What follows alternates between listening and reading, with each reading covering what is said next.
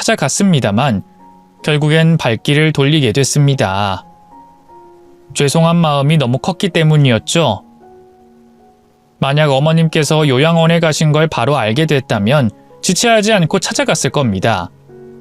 그런데 어머님께서 요양원에 들어가셨다는 소식을 너무 늦게 알아서 혹시 저에 대해서 오해를 하시고 계실까봐 용기가 나지 않았죠. 또 당시 일을 하고 있던 저로서는 어머님을 모실 수 있는 상황도 아니었기 때문에 죄송한 마음만 가진 채 멀리서 뜨문뜨문 어머님 소식만을 접하고 있었어요. 그렇게 어머님께 죄송하고 불편한 마음을 가진 채 생활을 하고 있던 중이었습니다. 어느 날 모르는 전화번호로 전화가 걸려와 받았더니 어머님께서 지내고 계시는 요양원이라고 했죠. 혹시 어머님께 무슨 일이 생겼나 싶어 놀란 마음에 통화를 이어갔는데 다행히 어머님 건강에는 큰 이상이 없다고 했어요. 단순히 어머님 요청으로 요양원 관계자분께서 전화를 주셨다고 했죠. 어머님 말씀을 전달하는 요양원 관계자분께서는 어머님께서 제가 요양원에 들려주길 바라신다 했어요. 처음 그 전화를 받고 나서는 반갑고 기뻤습니다. 어머님께서 제가 보고 싶어서 연락을 주셨다고 생각했거든요. 그러다 다른 생각이 들더라고요. 직접 전화를 주시지 않은 걸 보면 이혼 전 인사를 제대로 드리지 않고 떠난 제가 괘씸해서 날 꾸짖으시려고 부르시는 건 아닐까 그런 생각이 말이죠. 어머님께 찾아가는 게 고민이 됐습니다. 혼이 날까 무서워서 망설여졌던 건 아니었어요. 그것보다 저 스스로 어머니께 죄송한 마음이 너무 크다 보니 찾아가서도 어머님을 마주하지 못할 것 같았거든요. 제 마음속에 있는 죄책감과 죄송함 때문에 말이죠. 어머님 부름에 대한 연락을 받고 난 뒤 이틀 동안 내내 그 고민을 이어갔었던 것 같습니다. 그러다 결국 요양원을 찾아가 어머님을 뵙기로 했죠. 잔뜩 긴장한 채로 어머님이 계신다는 요양원에 찾아갔고 요양원 관계자분에게 어머님 성함을 말하고 어머님과 제 관계를 설명했어요. 그런데 관계자분께서 어머님 성함을 들으시곤 표정이 어두워지시는 겁니다. 그리곤 저에게 조심스럽게 어머님 관련된 이야기를 해주셨죠. 성길자 할머니 만나러 오셨다고요? 지금 성길자 할머니께서 상태가 많이 안 좋으세요. 아무 소식도 못 듣고 오신 것 같은데 이틀 전 저녁에 갑자기 위독한 상태가 되셔서 숨이 한 차례 멎으셨거든요. 네? 저희 어머님께서요? 그래서요? 다행히 응급조치가 바로 취해져서 지금은 위독한 상황을 넘기긴 했는데 아직 의식이 없으세요. 그래서 만나신다고 해도 의사소통은 불가능하실 거예요. 그런데 혹시 성길자 할머니 아드님과는 연락이 되시나요? 저희가 위급 상황 때 연락을 드렸는데 전화도 받지 않으시고 문자에도 연락이 없으셔서 혹시 연락 되신다면 저희 쪽으로 전화 좀 꼭 달라고 전해주세요. 어머님께서 숨이 한 차례 멎으셨다는 믿을 수 없는 이야기에 순간 몸이 휘청거렸습니다. 또 제가 괜한 고민을 해 어머님께 찾아오는 걸 지체한 것 같아 이전보다 더한 죄책감을 느끼게 됐죠. 비록 의식이 없는 어머님이셨지만 어머님과의 만남을 더는 지체할 수 없었습니다. 다행히 면회가 가능한 상황이라 곧바로 요양원 관계자분을 따라 어머님이 계시는 병실로 찾아가게 됐죠. 그리고 그곳에서 호흡기에 의지하신 채 주무시고 있는 것처럼 누워 계시는 어머님을 뵙게 됐어요. 그 모습을 보자마자 다리에 힘이 풀려 바닥에 주저앉고 말았습니다. 어머님께 다가가고 싶어 일어서려고 했는데 도저히 다리에 힘이 들어가지 않더라고요. 결국 바닥을 기어가다시피 해서 어머님 곁으로 가게 됐죠. 어머님, 왜 이러고 계세요? 못난 며느리 왔는데 일어나셔서 혼을 내셔야죠. 평생 모자란 며느리가 어머님 부름에 또 늦게 찾아왔는데 가만히 두실 거예요? 제 등짝도 때리시고 혀도 차셔야 하잖아요. 왜 이러고 계세요? 제 가슴 찢어지게. 죄송해요, 어머님. 못난 며느리가 너무 늦게 찾아와서, 진작에 찾아와서 어머님께 용서 빌어야 했는데 정말 죄송해요. 죄송한 마음에 눈물이 밑도 끝도 없이 흘러나왔습니다. 어머님을 안고 엉엉 울고 싶었지만 혹여 제 행동으로 인해 어머님 건강에 안 좋은 영향이 있지 않을까 싶어서 나지막이 울며 어머님께 죄송하다고 사죄를 드리고 있었죠. 눈물이 멈추고 진정이 돼서도 어머님 곁을 떠날 수가 없었습니다. 가능만 하다면 어머님께서 의식을 차릴 때까지 또 숨을 거두시기 전까지 곁에 있고 싶었어요. 그리고 어머님께 제가 곁에 있다는 걸 어떤 식으로든 알려드리고 싶었죠. 그래서 의식 없는 어머님의 손을 붙잡고 죄송한 마음을 말하고 있었어요. 그런데 그때 붙잡고 있던 어머님 손가락이 움직이는 듯한 느낌을 받았습니다. 제 착각이 아니었어요. 정말 어머님의 손가락이 움직이고 있었죠. 다급히 요양 간호사분을 호출하려고 자리에서 일어났는데 어머님께서 일어서는 제 손을 꽉 잡으셨습니다. 어찌나 제 손을 꽉 잡으시던지 의식이 없었던 분이라고 생각할 수 없을 정도였죠. 너무 놀라 어머님 쪽을 쳐다봤는데 어머님께서 눈을 힘겹게 뜨시곤 저를 보고 계셨어요. 그리고 마치 저에게 무슨 할 말이 있다는 눈빛을 보내고 계셨죠. 저는 어머님 얼굴 쪽으로 가까이 다가가 정신이 드신 거냐고 여쭤봤습니다. 그러자 어머님께서 제게 꼭 할 말이 있다고 나지막이 말씀하셨어요. 어머님 정신이 드세요? 저 알아보시겠어요? 저 며느리 미경이에요. 어머님 며칠 전에 의식을 잃으셨어요. 그래서 지금 제가 간호사 부르려고 하니까 잠시만 계세요. 아니, 그게 먼저가 아니다. 미경아, 내가 너한테 꼭 할 말이 있어. 그러니까 내 말부터 들어. 우선 건강 상태 확인부터 해야죠. 잠시만 기다려주세요. 네? 아니다, 내 말 먼저 들어. 그러고 나서 누굴 부르든지 해. 아무래도 내가 얼마 살지 못할 것 같아. 내게 연락하기 며칠 전에 꿈을 꿨는데 거기에 우리 그 양반이랑 네 친정 어머님께서 나와 계시더라. 이제 때가 돼서 날 데리러 마중 나온 거지. 어머님 그런 말씀하시지 마세요. 왜 그런 말씀하세요? 어머님 더 오래 건강히 사실 거예요. 제가 이번 기회로 더 자주 찾아와 뵐 테니까 그런 말씀 마세요. 사람 명이 내 뜻대로 되면 얼마나 좋겠냐만 그렇지 않은 것 같구나. 내가 갈 때가 됐다는 게 느낌이 온다. 그런데 이대로 무책임하게 떠나면 안 될 것 같아서 내 너에게 뭘 좀 남겨주고 가려고. 네가 내 재산을 증여받아라. 내가 너에게 더 주고 싶은데 남은 게 살고 있던 아파트 하나, 월세 나오는 건물 한 채밖에 없구나. 그것밖에 주지 못해서 미안하다. 어머님, 무슨 말씀하시는 거예요? 제가 그 건물들을 어떻게 받아요? 그러니까 그런 말씀, 그런 생각하시지 마시고 건강해져서 저랑 같이 나들이 갈 생각만 하세요. 네? 넌 참 착한 며느리였어.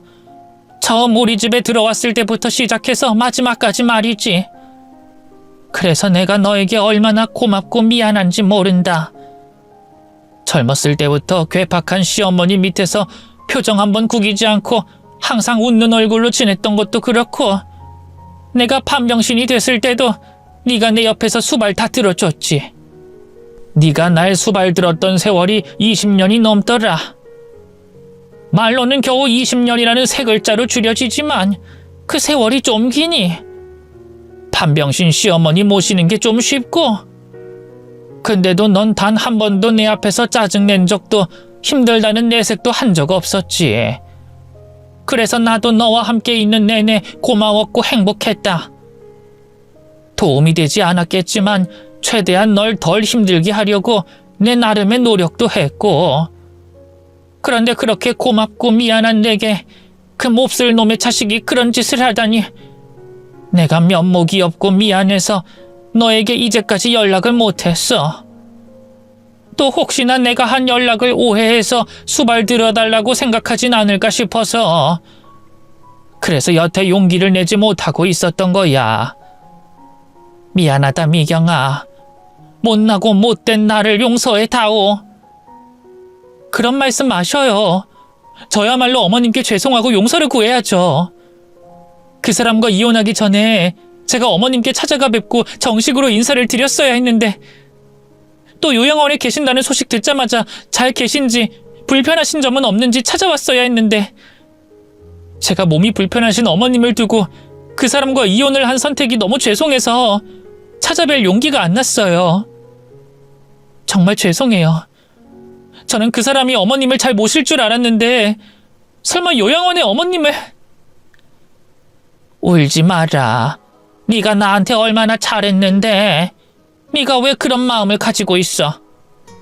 넌 내가 과분할 정도로 잘했다. 잘못한 사람은 나랑 그 녀석이지. 네가 이런 마음을 가지고 있는 줄 알았다면 내가 진작에 너한테 연락했을 거다. 그런 마음 갖고 살지 말라고. 넌 아내로서 며느리로서 네가 할 몫을 넘어서까지 했었다고. 그러니 이제는 네 행복을 위해서 살라고 그렇게 말해줬을 거야. 이제라도 네 마음속에 가지고 있는 무거운 감정들 다 지워버려라. 그리고 네가 이제까지 고생한 값이라고 생각하고 내 재산 받아다오. 어머님, 그래도 그건... 전 이제 며느리도 아니고요. 그 사람도 있는데 제가 어떻게... 왜? 너랑 나랑 이제 남인 사이라서? 호적이 그렇게 중요한 것 같니?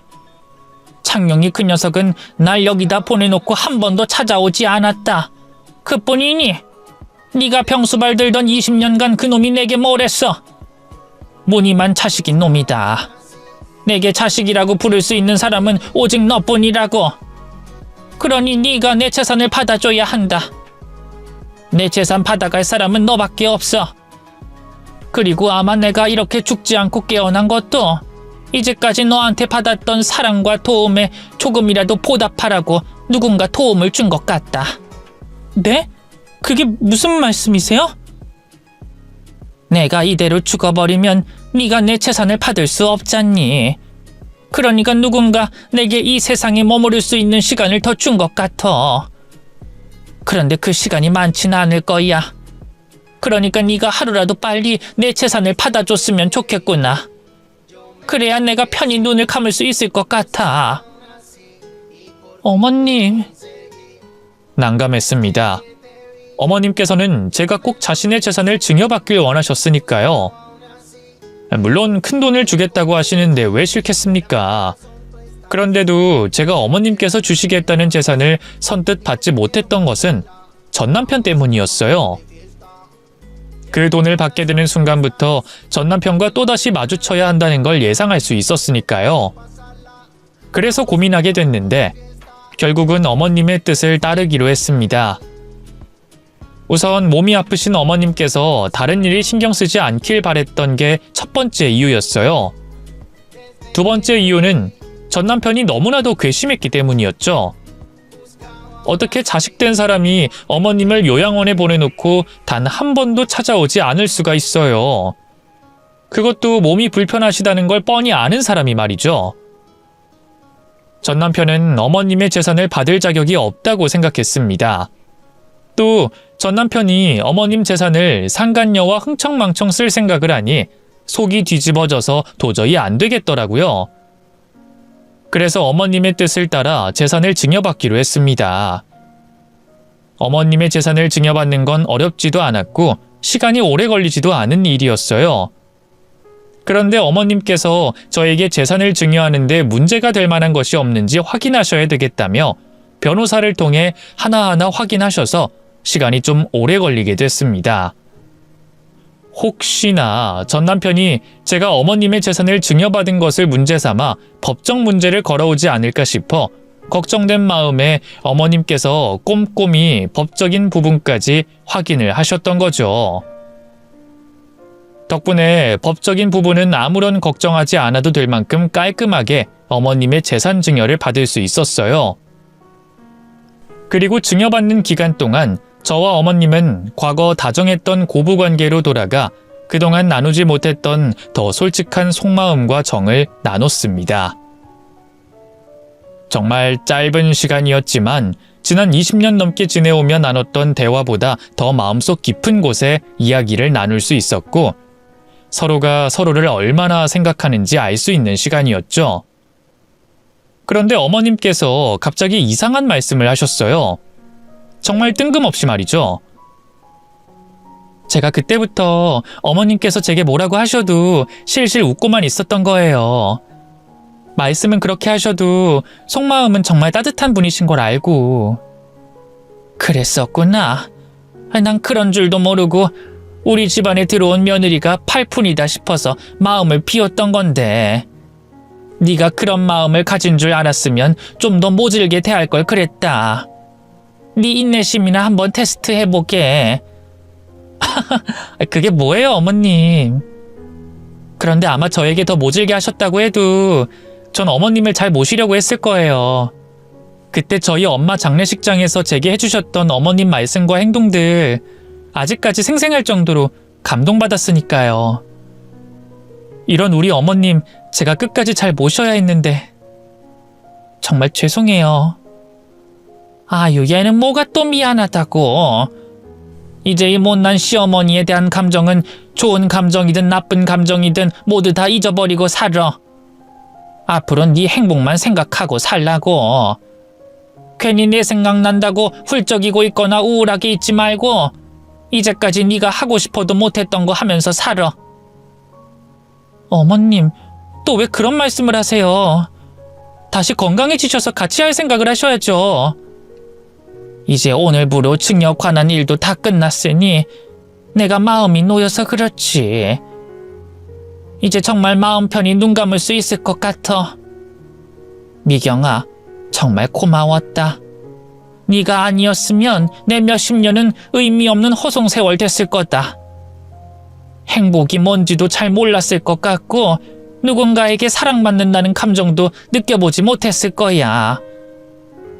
우리 양반 떠나고 나서 네가 들어오기 전까지 그런 느낌을 받은 적이 없었으니 고맙다. 이 못난 시어머니 며느리가 돼줘서, 아니 내 딸이 돼줘서 고마워. 내 죽어서도 우리 미경이 너 하나만은 내가 꼭 지켜주마. 우리 미경이가 행복할 수 있게 내가 미경이 너에게 받은 수십 년간의 은혜를 갚을 수 있게. 죽어서도 네 곁에서 널 지켜줄게. 그러니 넌 아무 걱정하지 말고 행복하게 살 생각만 해. 네 인생만 생각하라고. 알겠지? 어머님, 저 어머님께서 그런 말씀하시면 불안해서 잠 못 든다고 말씀드렸죠. 그런데 왜 그런 말씀하세요, 진짜? 저 울리시려고 그러세요? 꼭 며느리 눈물을 보셔야 속이 편하시냐고요. 아이고, 우리 미경이 아직도 이렇게 마음이 여려서 어떡하노. 그래도 지금 이 시어미가 하는 말 단단히 새겨들어야 한다. 알겠지?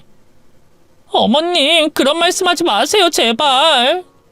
아유, 그래, 알겠어.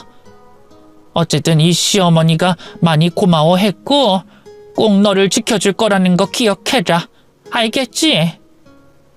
의식을 회복하시고 난 뒤 의사들도 놀랄 정도로 건강하게 지내시던 어머님께서 갑자기 불안한 말씀을 하시니 속이 많이 상했습니다. 같은 말씀을 하시더라도 같이 할 미래를 말씀하시면 좋겠는데 금방이라도 세상을 떠나실 분처럼 제게 말씀하셨으니까요. 그래서 저도 속상한 마음에 어머님께 그런 말씀 하시지 말라고 눈물을 보이며 화를 냈었죠. 그런데 그때 제게 해주셨던 그 말씀이 결국은 유언이 됐어요. 어머님께서 그날 밤 주무시고 계시다 세상을 떠나신 겁니다. 솔직히 요양원에 왔을 때 누워 계시는 어머님을 뵙고 난 뒤 마음의 준비는 늘 하고 있었어요. 그래도 지금 당장 어머님께서 잘못되실 것 같다고 생각하진 않았습니다. 눈에 띄게 건강을 되찾고 계셨으니까요. 그런데 그렇게 갑자기 세상을 떠나셨네요. 제 개인적으로는 어머님께서 제가 무사히 재산을 증여받을 때까지 버티고 계셨던 거라고 생각을 합니다. 그래서 자신이 언제 세상을 떠날지 알고 계셨고 그날 제게 그런 유언을 남기셨다고 생각했죠. 어머님께 모든 것이 감사했어요. 제게 물려주신 재산뿐만 아니라 저를 도와주시려고 했었던 그 마음까지 말이죠. 비록 전 남편의 거센 반항으로 인해 어머님의 장례는 제가 손수해드리지 못했습니다만 먼발치에서 어머님의 명복을 빌고 또 빌었습니다. 그리고 어머님의 유언대로 살아가겠다고 다짐을 했었죠. 하지만 제가 다짐하기 무섭게 전 남편이 곧장 저를 찾아와 어머님의 재산을 내놓으라며 억지를 부렸습니다. 당신 아픈 우리 엄마한테 무슨 개수작질을 한 거야? 어떻게 늙은 노인이를 꿰었길래 자식놈에게 물려줄 재산 하나 없이 전 재산을 당신한테 줘? 말 조심해. 당신 어머님께 늙은 노인네가 뭐야? 그리고 나 당신이 말한 것처럼 개수작질 부린 적 없고 어머님께서 먼저 내게 연락하신 다음 내게 재산 증여하고 싶다고 말씀하셨어. 그래서 받게 된 거야. 법적으로 문제될 거 하나 없이. 법적으로 문제될 게 없어? 야, 피 한 방울 안 섞인 네가 우리 집안 재산을 낼름 다 가져갔는데 무슨 문제가 없어? 네가 무슨 근거로 법적 문제가 없다고 하는지 모르겠지만 난 인정 못해. 그러니까 좋은 말로 할 때 우리 엄마 재산 내놔. 그 돈 우리 아버지 그 위에 할아버지 때부터 내려오던 우리 집안 재산이야. 당신이 가질 자격 없다고. 자격? 당신은 당신한테 어머님 재산을 받아갈 자격이 있다고 생각해? 나랑 이혼하고 어머님을 바로 요양원에 보내놓고 100번 양보해서 당신이 일을 하고 있으니까 어머님께 더 나은 환경인 요양원에 보내드렸다고 하자. 그러면 최소한 한 달에 한 번은 찾아가서 어머님께서 불편하신 곳은 없는지 건강엔 이상이 없으신지 확인을 했어야지. 당신 언 2년 동안 요양원에 계신 어머님께 한 번이라도 찾아가 뵌 적 있어? 없잖아. 요양원 비용도 어머님 월세 받는 통장에서 나가게 했고. 그런 인간이 무슨 자격을 운운해? 나 처음엔 내가 받아서는 안 되는 돈이라고 생각했어. 근데 어머님을 버리듯 요양원에 두고 신경 쓰지 않는 당신에 대해서 알게 되니까 그 돈 꼭 내가 받아야 되겠다는 생각이 들더라. 그래서 받았어. 또 어머님께서 꼭 내가 자신의 재산을 받아주기를 바라셨고. 뭐? 너도 우리 엄마 요양원에 계실 때 안 찾아갔던 건 나랑 마찬가지인데 뭐가 잘났다고 훈수를 둬? 됐고, 네가 끝까지 이렇게 나온다면 난 법적으로 따져볼 거야. 그럼 그때 돼서 누가 자격이 있는지 확실해지겠지. 그래, 법적으로 할 수 있는 거 다 해봐. 어머님께서 당신이 이렇게 나오실 줄 알고 사전에 다 조치를 취하셨으니까. 그리고 요양원 이야기 나와서 말인데 나랑 당신이 어떻게 똑같아? 나는 뵙고 싶어도 죄송한 마음에 못 찾아가 뵀던 거고 당신은 어머님을 보고 싶지 않아서 귀찮아서 방치했던 건데. 그리고 정확히 자격을 따져보려면 지난 20년간의 당신과 내가 어머님께 어떻게 했는지 봐야지. 그때도 몸 불편하신 어머님을 귀찮아하던 사람이 누구였는데. 당신 말대로 법정에서 누가 자격이 있는지 한번 가려보자. 그리고 당신이 얼마나 파렴치한 폐류나 불효자인지 확인해보자고. 어머님께서는 이런 상황까지 다 앞서서 보고 계셨던 것 같습니다. 덕분에 남편이 청구한 유류분 반환 청구 소송에서도 미리 준비해둔 서류와 증거들로 어머님의 재산을 지켜낼 수 있었죠. 반대로 남편은 자신이 얼마나 파렴치한 불효자인지를 스스로 증명하게 됐고요. 그렇게 소송을 끝낸 이후로는 어머님께서 남기신 유언을 지키기 위해 본격적으로 노력했습니다. 태어나 처음으로 혼자서 여행을 떠나봤고 먹고 사는데 도움 하나 안 되는 정말 취미밖에 될 수 없는 여러 취미 활동들도 돈을 들여서 배워봤어요. 또 전부터 하고 싶었던 공부도 시작하게 됐죠. 줄줄이 여러 개를 늘여놔서 그렇지 짧게 말하면 속편히 사는 중입니다. 전부 어머님 덕분이죠. 그래서 지금도 어머님께 감사한 마음을 단 하루도 빼먹지 않고 있어요. 저희 부모님 기일과 함께 어머님의 기일도 매번 손수 챙겨드리고 있고요. 그리고 다른 무엇보다 저 스스로 하루도 빠짐없이 행복해지려고 노력하고 있습니다. 항상 제 곁에서 저를 지켜주고 계시는 어머님께 행복하게 살고 있는 제 모습을 보여드리고 싶어서 말이죠. 그래서 정말 행복하게 살고 있는데 어머님 생각만 하면 그렇게 눈물이 나네요. 이런 호사 다 필요 없으니 어머님과 몇 년만 더 같이 지내며 행복했으면 싶어서 말이죠. 어머님께서 이런 제 마음을 알고 계신다면 부디 꿈속에서만이라도 찾아와 주셨으면 합니다. 그럼 여러분들께서는 사랑하는 가족들과 많은 시간 같이 하시며 오래 기억될 추억을 아주 많이 남기시길 바라겠고요. 저는 제 사연을 이만 마무리 짓도록 하겠습니다.